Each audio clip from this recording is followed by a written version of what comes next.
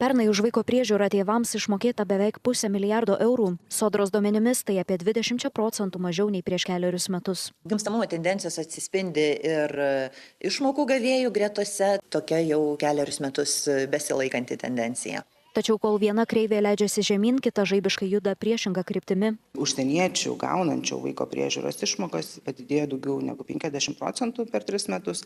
Išmokų atitinkamai taip pat stipriai padidėjo. Užsieniečiams išmokama suma išaugo apie 80% ir pernai pasiekė beveik 8 milijonus eurų. Tačiau klausimų kelia neaugančios sumos. Valstybės kontrolė išsiaiškino, kad nemaža dalis užsieniečių išmokas gauna už vaikus, kurių Lietuvoje galbūt net nėra. Problema yra tikrai reikšminga ir tai nėra pavieniai atvejai. Jeigu mes pasižiūrėtume, pavyzdžiui, Tadžikistano grupę, tai iš visų vaikų, kurie gauna šią išmoką, didžioji dalis, 90% tai yra neregistruoti Lietuvoje vaikai. Tokių išmokų gavėjų per 2 metus padaugėjo net 15 kartų, daugiausiai tai Lietuvoje dirbantys Vidurio Azijos piliečiai. Mums skleidė ne vienus metus tą tokią iliuziją, kad čia atvažiuoja dirbti, uždirbti pinigus į biudžetą, kelti BVP ir taip toliau, bet mes matom, kad neišvengiamai kartu ateina ir išlaidos biudžetui.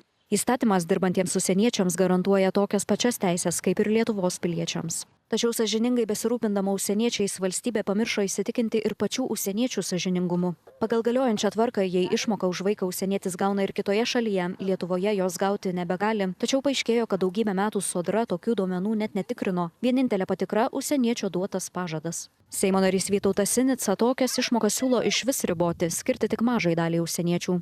Poroms, kuriuose yra Lietuvos pilietis arba ES piliečiai, tuo tarpu darbo migrantam, jų šalių taisyklės, ne mūsų šalies taisyklės.